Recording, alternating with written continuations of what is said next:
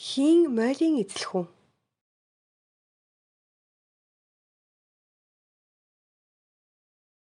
Стандарт болон хэвийн нөхцөлд нэг мойл хий ямар эзлэхүүнтэй байх вэ?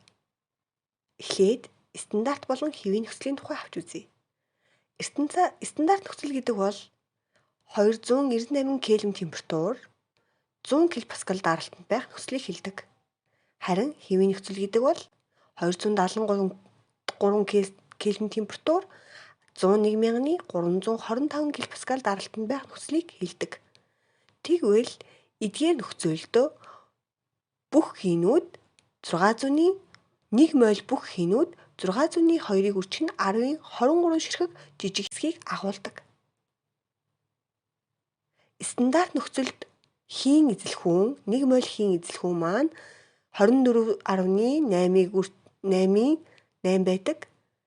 За харин хэвийн нөхцөлд 1 моль хийн эзлэхүүн маань 22.4 дециметр кубыг хуваах нь моль байдаг.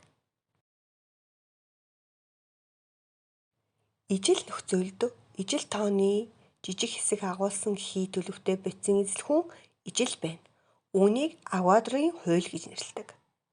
Жишээлбэл стандарт нөхцөлд хийн эзлэхүүн 24.8 дециметр куб байдаг.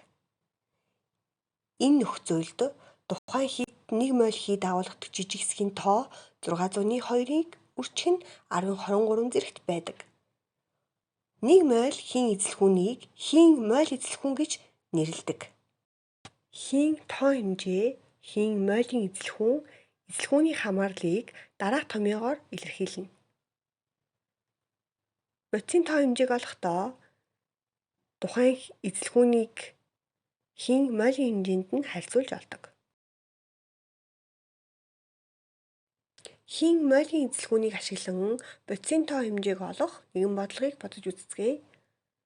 Стандарт даралт температур дараах тооцоог хийнэ.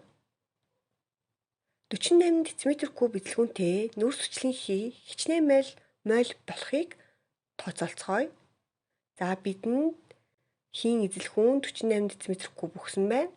За мэдээж стандарт нөхцөлд учраас эзлэхүүн маань 24.8 дециметр кубыг хуваах нь моль байна. За бид болохоор үүнээс бодисын тоо хэмжээ буюу молийг олно.